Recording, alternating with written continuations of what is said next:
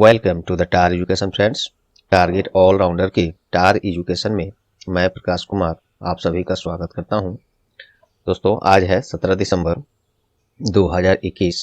कल का क्लास हम लोग किसी कारणवश मुझे बहुत ज़रूरी था, जाना पड़ा था, नहीं हो पाया था। तो आज हम लोग 16-17 दोनों दिन के महत्वपूर्ण करंट अफेयर्स देखेंगे जो आपके आगामी सभी परीक्षाओं के लिए अति महत्वपूर्ण होंगे। साथ में देखेंगे ये सभी एक्स्ट्रा फैक्ट्स जो आपको औरों से आगे रखेगा। इस क्लास का पीडीएफ आप टार एजुकेशन के वेबसाइट और इन सभी सोशल मीडिया प्लेटफॉर्म से भी डाउनलोड कर सकते हैं। सभी का लिंक डिस्क्रिप्शन बॉक्स में दिया हुआ है। प्रश्न यहाँ हिंदी इंग्लिश दोनों में है। आपसे आग्रह है कि क्लास अंत तक अटेंड करें, तभी आपको इस क्लास का महत्व पता चलेगा। और क्लास परीक्षा उपयोगी लगे तो प्लीज़ वीडियो को लाइक, शेयर और सब्सक्राइब जरूर कर दें। और चैनल पर आप नए हैं या चैनल को अब तक सब्सक्राइब नहीं किए हैं तो अभी सब्सक्राइब बटन दबा दें, और पहले से कर दिए हैं तो कुछ नहीं करना। आपका बहुत बहुत धन्यवाद। चलिए बिना देर शुरू करते हैं आज का क्लास। पहला प्रश्न है, which state's Askot wildlife sanctuary has been declared as an eco sensitive zone. हाल ही में किस राज्य के एस्कोट वन्यजीव अभ्यारण्य को इको सेंसिटिव जोन के रूप में घोषित किया गया है? तो ये किया गया है उत्तराखंड का ये एस्कोट वन्यजीव अभ्यारण्य है। इसको इको सेंसिटिव जोन के रूप में घोषित कर दिया गया है। इसको शॉर्ट में इको सेंसिटिव जोन, इसको शॉर्ट में ESZ कहते हैं। हिंदी में इसका मतलब हुआ पर्यावरण के प्रति संवेदनशील क्षेत्र, इको सेंसिटिव जोन, यही मतलब हुआ इसका। तो उत्तराखंड के बारे में देख लेते हैं। और ये देखिए इसके बारे में कुछ और डिटेल्स है। ये जो है उत्तराखंड के पिथौरागढ़ के एस्कोट वन्यजीव अभ्यारण्य को ये किया गया है। उत्तराखंड के पिथौरागढ़ में है ये।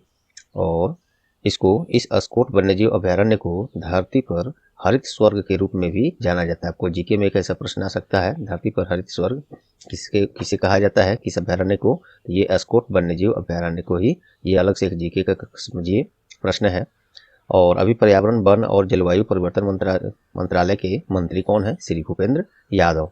उत्तराखंड में है ये, तो इसके बारे में देख लेते हैं। उत्तराखंड की 2 राजधानी है विंटर सीजन के लिए, देहरादून में है, और गैरसैंण ये समर सीजन के लिए है। 2 राजधानियां हैं उत्तराखंड में। उत्तराखंड राज्य का बना कब था? तो 9 नवंबर सन 2000 में। मुख्यमंत्री अभी पुष्कर सिंह धामी हैं और राज्यपाल लेफ्टिनेंट जनरल गुरमीत सिंह हैं। तो ये रहा ये प्रश्न से संबंधित एक्स्ट्रा फैक्ट भी। अब चलिए देखते हैं ऑप्शंस में आपको भी बहुत कुछ अभी मिलेगा। राजस्थान क्यों न्यूज में रहा है? तो हाल ही में राजस्थान का फोर्थ टाइगर रिजर्व अभी बना है राजस्थान में। कौन सा? राजस्थान का चौथा टाइगर रिजर्व वो अपने देश का ही हुआ। तो उसका नाम वैसे क्या है? तो ये रामगढ़ विषधारी एक टाइगर रिजर्व है, वो राजस्थान में नया टाइगर रिजर्व बना है। क्या नाम है? रामगढ़ विषधारी। ये इसलिए राजस्थान न्यूज में रहा है। और राजस्थान की राजधानी कहाँ है? तो जयपुर है। राजस्थान के मुख्यमंत्री, और राजस्थान का स्थापना कब हुआ था? तो 30 मार्च 1949 में। राजस्थान के मुख्यमंत्री कौन है? तो अशोक गहलोत हैं। और राजस्थान के राज्यपाल कौन है? तो अभी कलराज मिश्रा हैं, कलराज मिश्रा। चलिए और ऑप्शन देखते हैं। छत्तीसगढ़ क्यों न्यूज में रहा है? तो अभी हाल ही में भारत का एक नया टाइगर रिजर्व को मान्यता दिया गया है। किस राज्य में? ये छत्तीसगढ़ में। अब कौन टाइगर रिजर्व है वो मैं बता देता हूँ। ये सरकार द्वारा जो है, छत्तीसगढ़ सरकार द्वारा गुरु घासीदास राष्ट्रीय उद्यान और तमोर पिंगला वन्यजीव अभ्यारण्य। ध्यान से सुनिए, मैं इसको लिख भी देता हूँ यहाँ पे।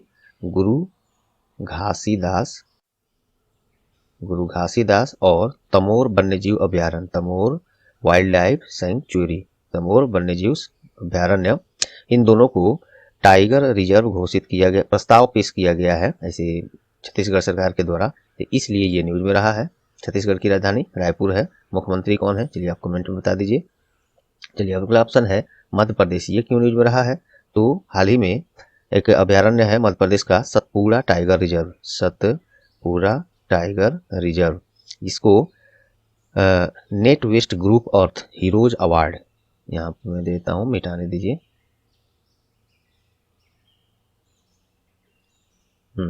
वो एक पुरस्कार का नाम है नेट वेस्ट ग्रुप अर्थ हीरोज अवार्ड। ये अवार्ड इसी को मिला है इसे सतपुड़ा टाइगर रिजर्व जो है मध्य प्रदेश का, इसको, इसलिए ये सभी न्यूज में रहे हैं। तो दोस्तों एक प्रश्न से आपको ये सभी एक्स्ट्रा फैक्ट्स, ये ऑप्शंस देखिए। सबसे बड़ी बात, मैं जिस विषय पर ये प्रश्न है उसी विषय पर मैं ऑप्शंस भी लाया हूँ, वो भी हाल फिलहाल के करंट अफेयर के। तो समझ सकते हैं इस तरह का डाटा कलेक्ट करना इतना मुश्किल होता होगा, फिर भी आपके हित में है ये, और उम्मीद करता हूँ ये आपको पसंद आई होंगी। दूसरा प्रश्न है, हाल ही में किसे chief of staff committee COSC के चेयरमैन नियुक्त किया गया है? अभी हाल ही में आप लोगों ने सुना होगा 8 दिसंबर को, इसी महीना में, देश के सबसे पहले चीफ ऑफ डिफेंस स्टाफ जो भी ड्यूटी पर थे, विपिन रावत, उनका प्लेन क्रैश में, हेलीकॉप्टर क्रैश हो गया जिसमें उनका निधन हो गया, पहले चीफ ऑफ डिफेंस का। चलिए उनके बारे में फिर से मैं बता ही देता हूँ कुछ। उनका जो है निधन किस हेलीकॉप्टर में हुआ था, तो हेलीकॉप्टर जो था क्रैश हुआ था उसका क्या नाम था, तो हेलीकॉप्टर था MI-17V5। यही बहुत शक्तिशाली है, पता नहीं कैसे, अभी तो जांच हो रहा है अभी कितना शक्तिशाली और अपडेटेड और कितना सुरक्षित रहता होगा इतने बड़े अधिकारी के लिए ये सब। तो ये क्रैश हुआ है, कुछ कारण है या क्या है, ये सब जांच के विषय है। चलिए बिपिन रावत के बारे में देख लेते हैं। उनका जन्म 16 मार्च 1958 पौड़ी गढ़वाल उत्तराखंड में हुआ था, और 8 दिसंबर 2021 को तमिलनाडु के नीलगिरी में इनका हेलीकॉप्टर क्रैश हो गया था। और ये देश के सबसे पहले सीडीएस थे, अर्थात चीफ ऑफ डिफेंस स्टाफ थे। और ये चीफ ऑफ डिफेंस स्टाफ के रूप में 31 दिसंबर 2019 में ज्वाइन किए थे, और 8 दिसंबर को इनका ये घटना घट गया। और इससे पहले वो chief of army staff of India, भारतीय सेना के प्रमुख भी रह चुके हैं 2017 से 2019 तक। ये बात हो रही है सीडीएस की, तो सीडीएस के बारे में देख लेते हैं क्या है सीडीएस। तो इसको आप पढ़िएगा अपने इससे, लेकिन मैं एक अपनी भाषा में यही लिखा हूँ, हमने ही लिखा है, लेकिन फिर भी उसके अलग तौर पर हम बताते हैं। सीडीएस, मान लीजिए कभी किसी देश से युद्ध हो रहा है और वहाँ पे थल सेना कमान संभाली हुई है, और अचानक इंडियन एयरफोर्स की जरूरत पड़ गई, तो एयरफोर्स को कॉल किया जाता है, ये सूचना सरकार को, प्रधानमंत्री को, रक्षा मंत्रालय को, सुरक्षा सलाहकार को, राष्ट्रपति के पास, इतने सारे जगह से वो सब अप्रूवल लेना पड़ता है। तब तक क्या होता है कि स्थिति बिगड़ जाती है, और इसी स्थिति को न बिगड़े, इतना समय न लगे, इसको दूर करने के लिए ये चीफ ऑफ डिफेंस स्टाफ पद का निर्माण किया गया था, ये नरेंद्र मोदी प्रधानमंत्री के आने के बाद। तो और इसका स्थापना देखिए यहाँ पे है 24 दिसंबर 2019 में इसका स्थापना किया गया, कि यहाँ से एक कॉल में जिस भी सेना कमान का जरूरत होगा उसको ऑन द स्पॉट भेजा जाएगा अप्रूव करके।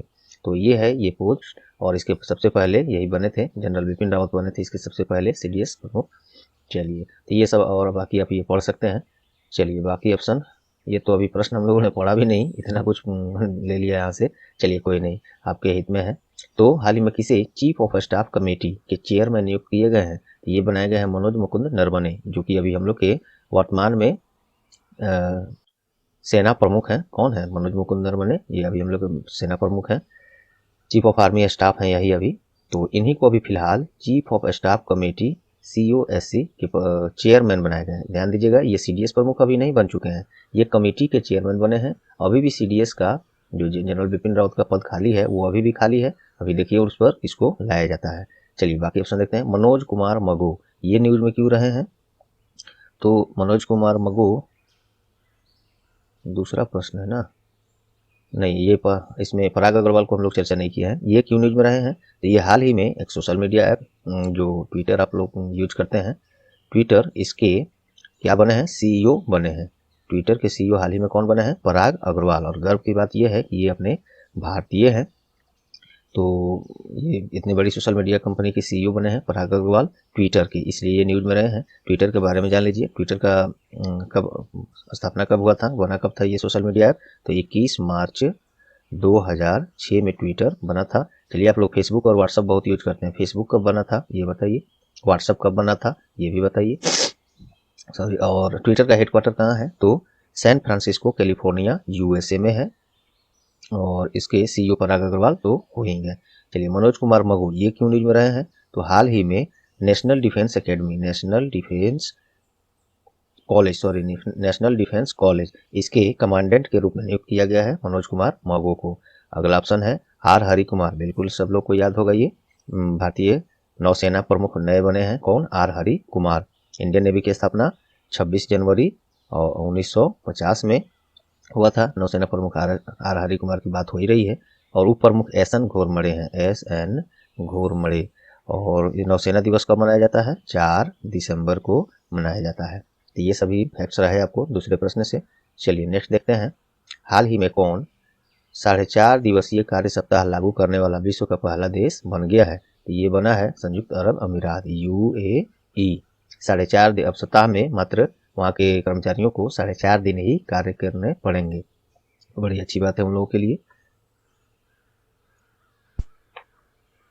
संयुक्त अरब अमीरात सरकार के द्वारा फैसला लिया गया है कि सोमवार से गुरुवार तक 7:30 बजे से दोपहर 3:30 बजे तक और शुक्रवार को सुबह 7:30 बजे से दोपहर के 12 बजे तक ही कार्य किया जाएगा। तो ये कुल मिलाकर सप्ताह में मात्र 4.5 दिन का ये कार्य पड़ रहा है वहाँ के अब स्टाफ्स को, कर्मचारियों को। और ऐसा करने वाला UAE संयुक्त अरब अमीरात विश्व का पहला देश बन गया है, इसलिए ये न्यूज में रहा है। संयुक्त अरब अमीरात, यूनाइटेड अरब एमिरेट्स, इसका राजधानी कहाँ है? अबू धाबी है। मुद्रा वहाँ पे UAE दिरहम। क्राउन प्रिंस वहाँ पे राजकुमार कौन है? तो शेख मोहम्मद बिन जायद अल नहयान वहाँ के प्रिंस हैं। चलिए बाकी ऑप्शन देखिए। दक्षिण कोरिया क्यों न्यूज में रहा है?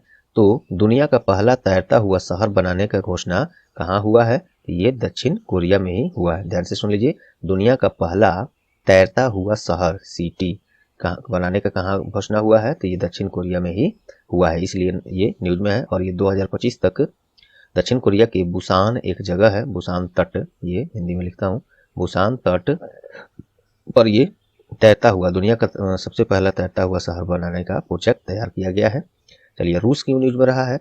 तो हाल ही में रूसी अंतरिक्ष यात्रियों द्वारा पहली बार अंतरिक्ष में फिल्म बनाकर सक्सेसफुल, वो सफलतापूर्वक लौट आए हैं। तो ऐसा आपको प्रश्न बन सकता है, किस देश के अंतरिक्ष यात्रियों द्वारा या किस देश के द्वारा अंतरिक्ष में फिल्म बनाकर सफलतापूर्वक लौट आए हैं? तो ये रूस के अंतरिक्ष यात्रियों के द्वारा। रूस का राजधानी मॉस्को है, रूस की मुद्रा रशियन रूबल है और प्रेसिडेंट वहाँ पे व्लादिमीर पुतिन है, जो हाल ही में इंडिया में विजिट पर आए हुए थे।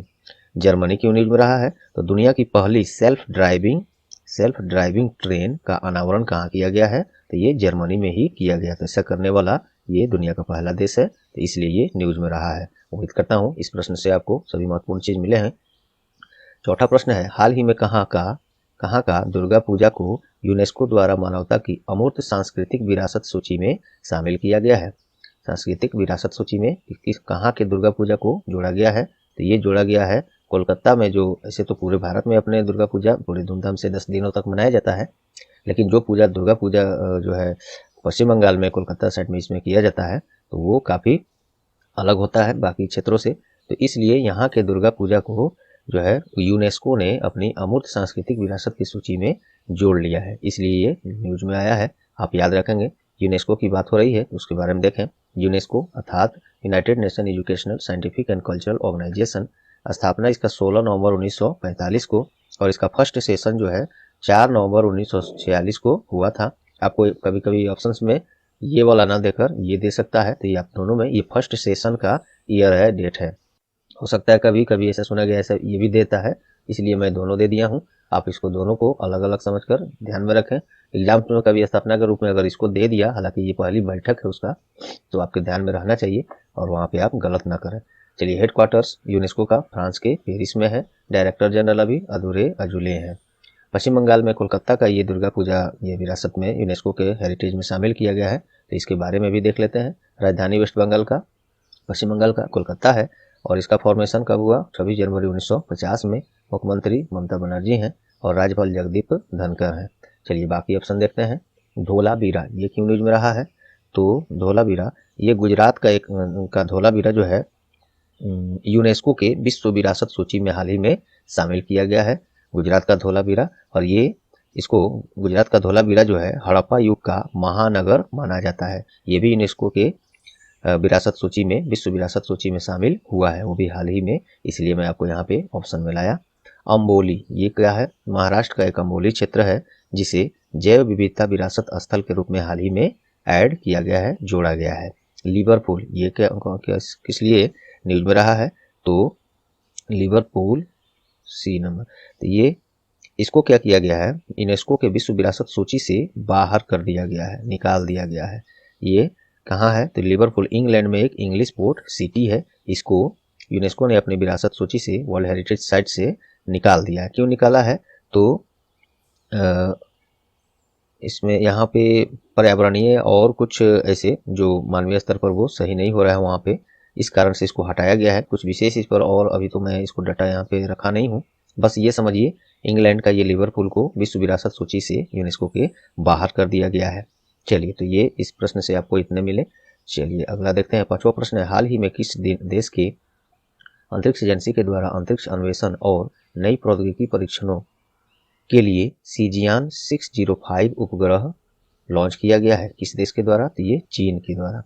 चीन के अंतरिक्ष एजेंसी के द्वारा ये अन्वेषण और नई प्रौद्योगिकी परीक्षणों के लिए कौन सा उपग्रह लॉन्च किया गया है, ये आपसे पूछा जा सकता है। या किस देश के द्वारा ये उपग्रह लॉन्च किया गया, ये भी पूछा जा सकता है। तो उपग्रह पूछा जाए तो सीजियान 605, और किस देश के द्वारा? तो ये चाइना के द्वारा। चलिए, चाइना की राजधानी बीजिंग है और मुद्रा वहाँ पे युआन या रेनमिनबी।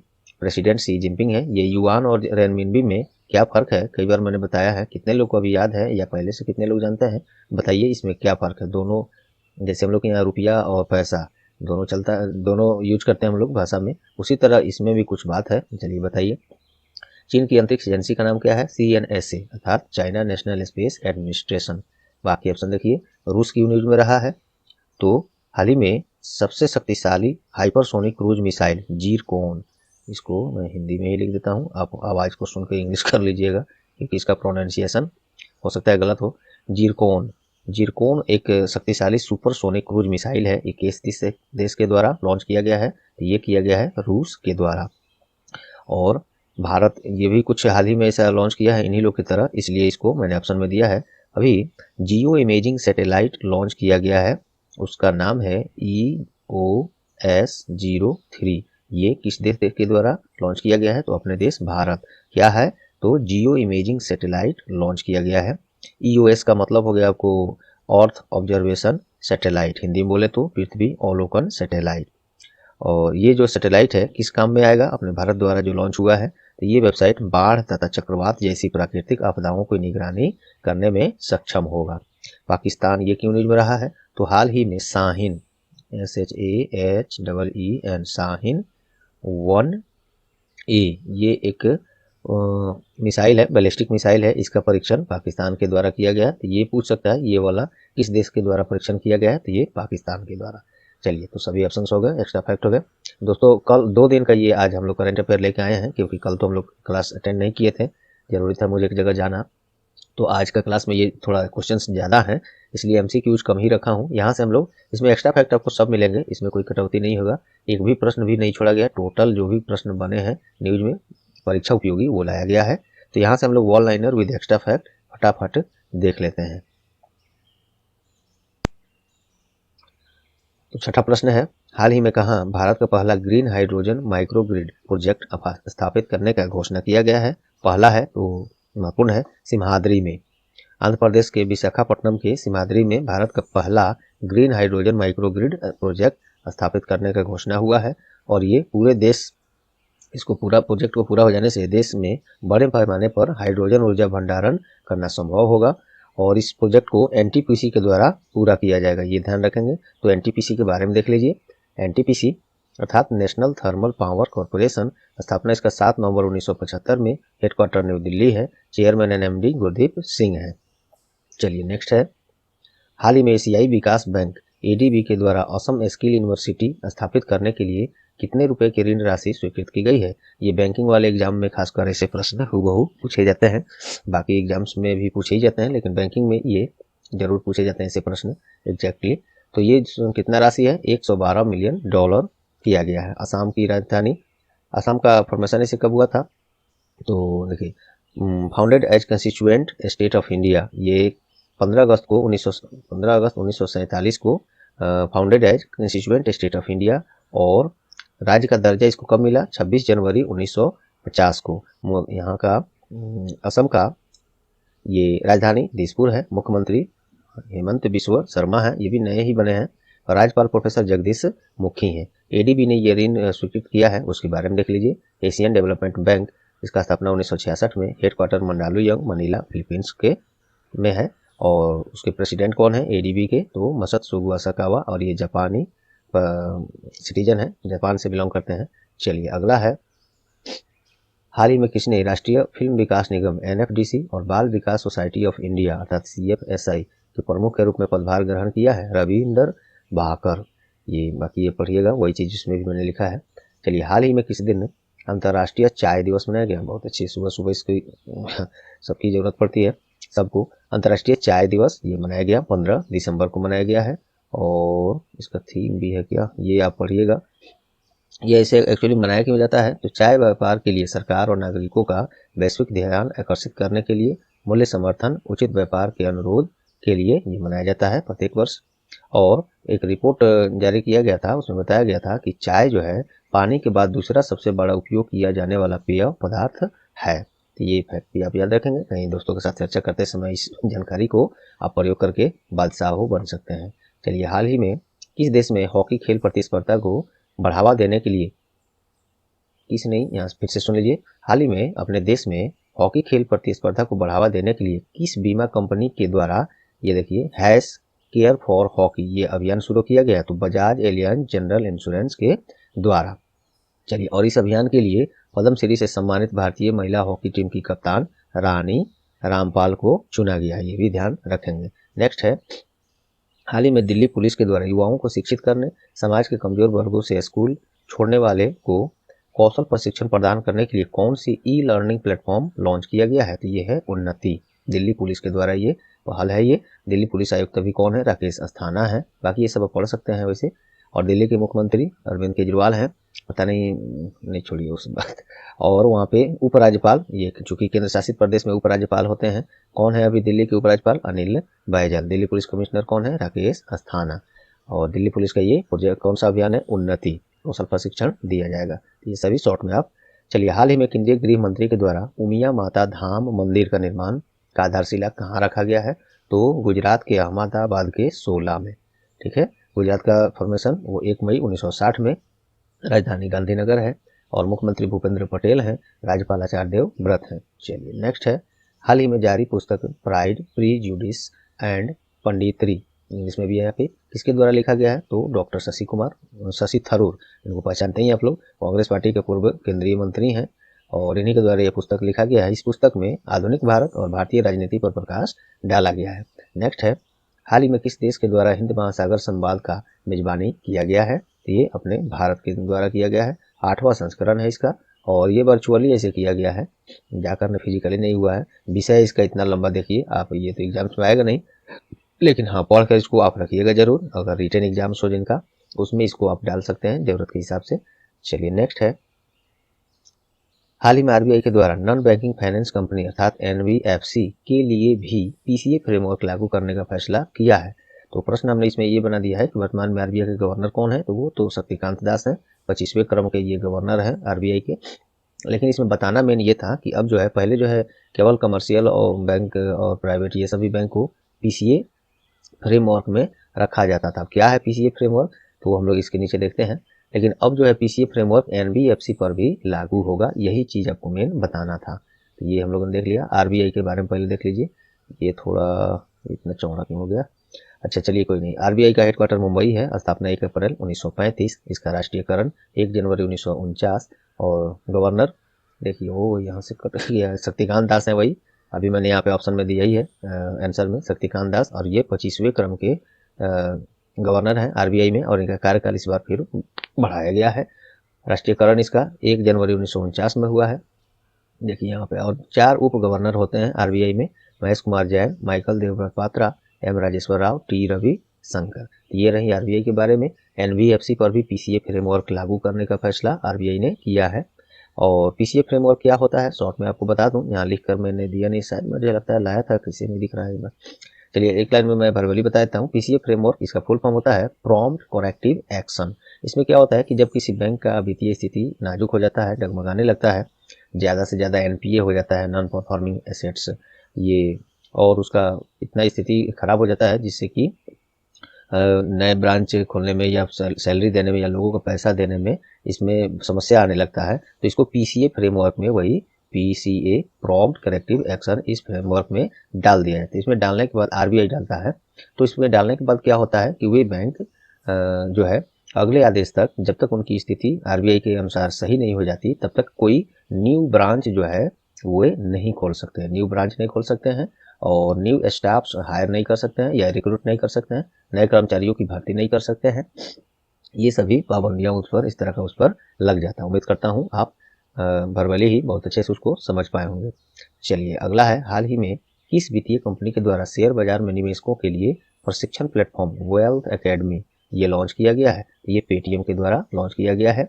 इसमें शेयर बाजार में जो लोग शेयर बेचते हैं खरीदते हैं उन लोगों को प्रशिक्षण देने का ये काम इस प्लेटफॉर्म से पेटीएम करेगा। पेटीएम भी एक अपने आप में एक ब्रोकर है, जैसे बाकी सब है, शेरा है, अपस्टॉक है, एंजल ब्रोकिंग है, उसी तरह पेटीएम मनी भी एक प्लेटफॉर्म है जिसके थ्रू आप शेयर बाजार में खरीद बिक्री कर सकते हैं। ये पेटीएम मनी पेटीएम का ही है। पेटीएम का स्थापना 2009 में, हेडक्वार्टर उत्तर प्रदेश के नोएडा में, चेयरमैन विजय शेखर शर्मा है, सीईओ वरुण श्रीधर है। चलिए अगला है, हाल ही में एशियाई विकास बैंक एडीबी ने वित्त वर्ष 21-22 के लिए भारत का जीडीपी ग्रोथ रेट कम करके अब कितना अनुमान लगाया है? 9.7%। एडीबी के बारे में अभी जस्ट हम लोग ऊपर देखे हैं, इसको रहने देते हैं। चलिए अगला प्रश्न है, हाल ही में जारी 100 global powers of luxury goods की सूची में कितने भारतीय ब्रांड को जगह मिला है? तो 5। 100 global powers of luxury goods, इसमें इस सूची में भारत के 5 ऐसे ब्रांड को जगह मिला है 100 में, टॉप 100 में।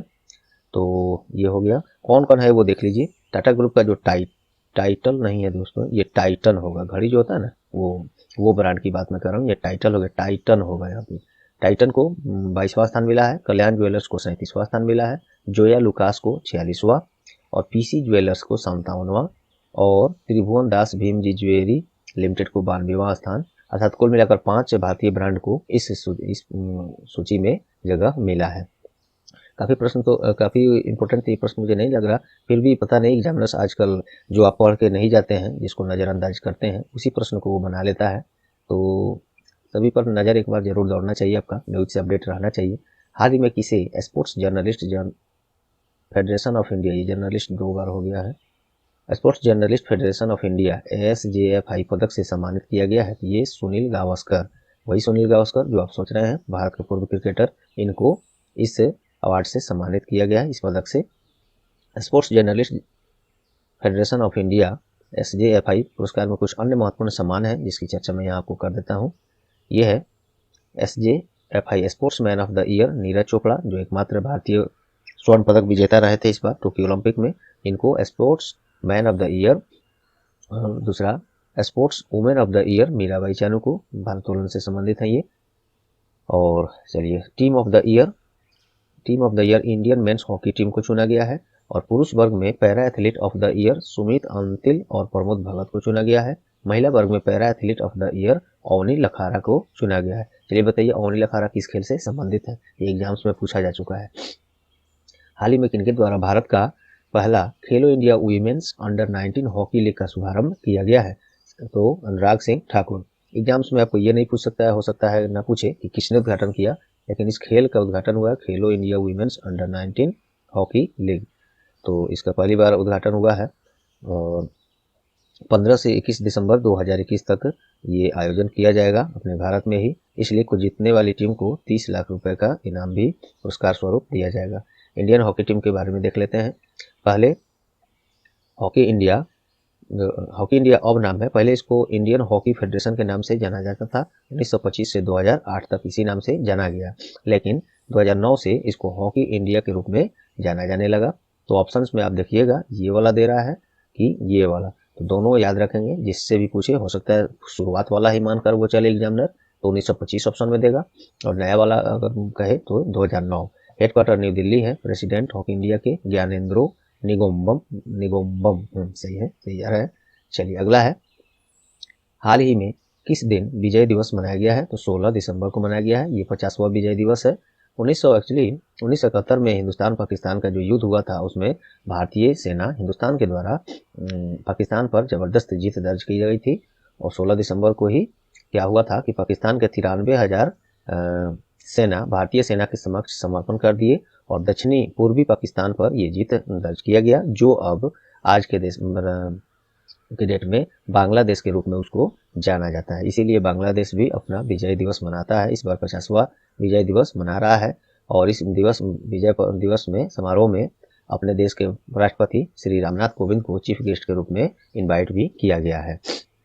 चलिए, डिफेंस से संबंधित बात हुई है तो अभी army staff, chief of army staff कौन है? जनरल मनोज मुकुंद नरवणे। इनको आज एक प्रश्न हमने सबसे पहले में ऊपर में ही शायद बताया क्या बने हैं, तो चीफ ऑफ स्टाफ कमेटी के चेयरमैन बनाए गए। जो सीडीएस पोस्ट अभी बिपिन रावत के देहांत के बाद खाली है, उसी कमेटी के चेयरमैन बने हैं, सीडीएस प्रमुख नहीं। ये आप ध्यान दीजिएगा, सीडीएस पोस्ट अभी भी आज के डेट में खाली है अभी। चलिए, इंडियन एयरफोर्स के प्रमुख कौन है? विवेक राम चौधरी हाल ही में बने हैं। चीफ ऑफ नेवल स्टाफ ये भी नए बने हैं, एडमिरल आर हरि कुमार। इनके बारे में भी ऊपर हमने चर्चा किया ही था। चलिए, नेक्स्ट है, हाल ही में राजस्थान कॉलेज एजुकेशन डिपार्टमेंट के द्वारा किस नाम से मुफ्त में ऑनलाइन क्लास शुरू करने का घोषणा किया गया है? ज्ञान दूत 2.0। इसके द्वारा क्या होगा कि सरकारी कॉलेजों के प्रोफेसर लोग जो हैं वो शैक्षिक रूप से फ्री में ऑनलाइन क्लास उपलब्ध कराएंगे, जिससे बच्चों को इससे फायदा होगा। ज्ञान दूत 2.0 ये मुफ्त ऑनलाइन क्लास शुरू करने का एक पहल है। तो याद रखेंगे, राजस्थान का राजधानी जयपुर है। 30 मार्च 1949 को ये बना था। मुख्यमंत्री अशोक गहलोत हैं, जो गवर्नर कलराज मिश्रा है। नेक्स्ट है, हाल ही में प्रधानमंत्री कृषि सिंचाई योजना को 2026 तक के लिए बढ़ा दिया गया। इस योजना का शुरुआत कब किया गया था? ये एग्जैक्टली ऐसा दोस्तों प्रश्न पूछा जा रहा है कि ये योजना कब शुरू किया गया था। तो प्रधानमंत्री कृषि सिंचाई योजना ये 2015 में शुरू किया गया, 2026 तक के लिए इसको बढ़ा दिया गया है। इसमें 22 लाख किसानों को फायदा होगा, जिसमें से 2.5 लाख अनुसूचित जाति SC और 2 लाख अनुसूचित जनजाति ST। ऐसे किसानों को लाभ पहुंचाने का लक्ष्य है। 93,068 करोड़ का इस पर व्यय होगा, जिसमें से 37,454 करोड़ केंद्र सरकार वहन करेगी। केंद्रीय कृषि कल्याण मंत्री श्री नरेंद्र सिंह तोमर है। उम्मीद करता हूँ यहाँ तक आपको पसंद आ रहे होंगे क्लास। आगे भी उम्मीद करूंगा कि आएगा, आप क्लास में बने हैं ऐसा मैं अपेक्षा करता हूँ आपसे। हाल ही में किस फार्मूला 1 चैंपियन को नाइटहुड की उपाधि से सम्मानित किया गया है? तो लुइस हैमिल्टन ब्रिटेन के मर्सिडीज ड्राइवर हैं। ये 7 बार के फार्मूला 1 चैंपियन रह चुके हैं। इन्हीं को नाइटहुड की उपाधि मिल गई है इंग्लैंड में। इससे क्या होगा, अब इनके नाम के आगे सर का उपयोग किया जाएगा। क्या नाम आ जाएगा? Sir Lewis Hamilton. ये उपाधि उनको, टाइटल जिसको इंग्लिश में कहते हैं, मिल गई। हाल ही अमेरिकी अंतरिक्ष एजेंसी नासा का कौन सा अंतरिक्ष यान पहली बार सूर्य के ऊपरी वायुमंडल में प्रवेश कर गया है? तो ये है पार्कर। ये बहुत बड़ी उपलब्धि है। इतिहास में पहली बार वहां पे पहुंचने वाला कोई है, ये अंतरिक्ष यान पार्कर नासा के द्वारा भेजा गया है। अमेरिकी अंतरिक्ष एजेंसी है नासा, अर्थात national aeronautics and space administration. स्थापना इसका 1 अक्टूबर 1958। हेडक्वार्टर इसका वाशिंगटन DC USA में है।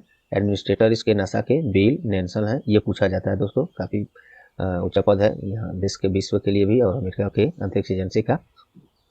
हाल ही में टोक्यो ओलंपिक में भारत की तरफ से एकमात्र स्वर्ण पदक विजेता नीरज चोपड़ा को किस खाद्य पदार्थ कंपनी का ब्रांड एम्बेसडर नियुक्त किया गया है? गुड डॉट बहुत तरह का चीज बनाता है खाने वाला, जिसे बस हाँ यही बात है, गुड डॉट ये है ज़्यादा महत्वपूर्ण इसलिए कि नीरज चोपड़ा, ये गुड डॉट अगर आप महत्वपूर्ण नहीं भी माने, नीरज चोपड़ा ज़्यादा महत्वपूर्ण है कि वो अभी समय उनका पहचान कुछ और काफ़ी ऊंचा हो गया है, क्योंकि टोक्यो ओलंपिक में भारत की तरफ से एकमात्र स्वर्ण पदक विजेता यही रहे थे।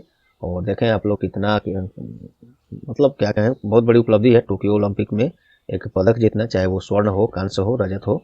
इन्होंने तो स्वर्ण ही लाया था भारत के लिए।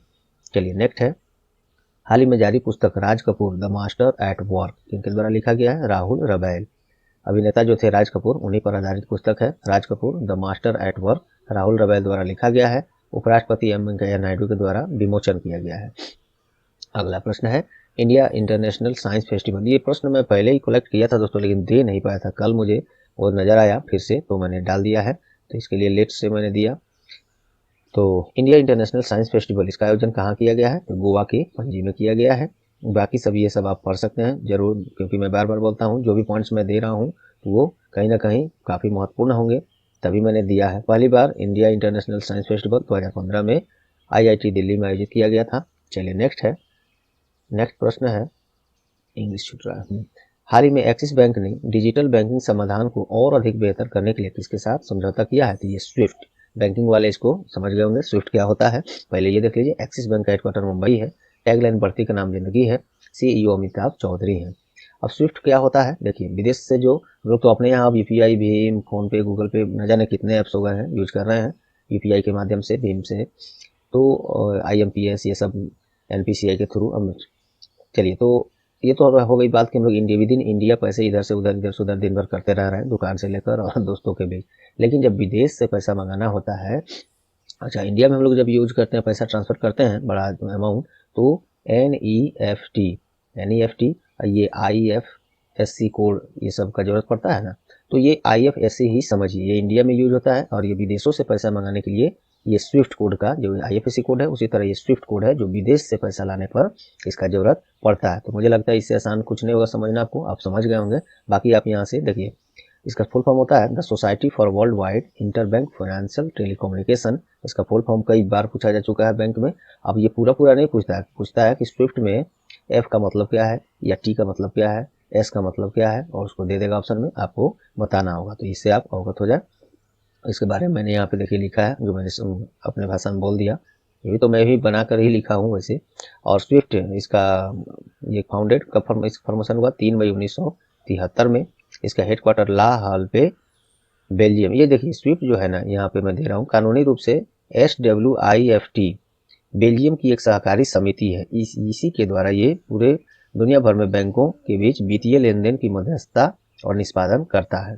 तो वही है, जस्ट ऐसे अगर नहीं समझे तो IFSC कोड हम लोग के यहाँ यूज होता है विद इन इंडिया, और विदेश से पैसे लाने हो तो स्विफ्ट की जरूरत पड़ती है। बाकी मैंने और भी वो किया है, डिटेल आपको बताया ही। चलिए क्वेश्चन ऑफ द डे देखते हैं आज का। हाल ही में कहाँ पारंपरिक भैंस दौड़ कमबाला का आयोजन किया गया? ये पिछले क्लास में मैंने बताया था। तो कहाँ इसका आयोजन किया गया है भैंस दौड़ कमबाला जो है, इसको आप कमेंट में जरूर हमको बताएं, बाकी लोग भी जानेंगे। आपको याद है कि नहीं ये भी पता चलेगा। चलिए दोस्तों, कल का क्लास अटेंड हम लोग नहीं कर पाए थे, उसके कारण आज दोनों क्लास अटेंड हुआ, जो थोड़ा लंबा क्लास हो गया, कल गैप गया है, उसके लिए मैं माफ़ी चाहता हूँ। आगे हम लोग स्टार एजुकेशन पर बहुत सारे चीज़ लाने वाले हैं दोस्तों। करंट अफेयर तो आप ले ही रहे हैं, करंट अफेयर के अलावा subject wise class, topic wise class, और एग्जाम बेस्ड पेपर जैसे NTPC और ग्रुप डी का, और SSC और बैंकिंग वाले क्वेश्चन पेपर्स, प्रैक्टिस सेट, ये सब हम लोग जल्द ही धीरे धीरे इस पर शुरू करेंगे। आप बने रहें, तब तक अन्य दोस्तों को जोड़ें, अन्य दोस्तों को बताएं। तो चलिए दोस्तों, उम्मीद करते हैं आज का क्लास आपको पसंद आए होंगी। यदि हाँ तो प्लीज़ वीडियो को लाइक कर दें, ज़्यादा से ज़्यादा शेयर करके स्टार एजुकेशन का सहयोग करें। और चैनल पर आप नए हैं या चैनल को अब तक सब्सक्राइब नहीं किए हैं तो अभी सब्सक्राइब बटन दबा दें, और पहले से सब्सक्राइब कर लिए हैं तो आपका बहुत बहुत धन्यवाद, कुछ नहीं करना। चलिए तो मिलते हैं अगले क्लास में, तब तक के लिए goodbye, all the best.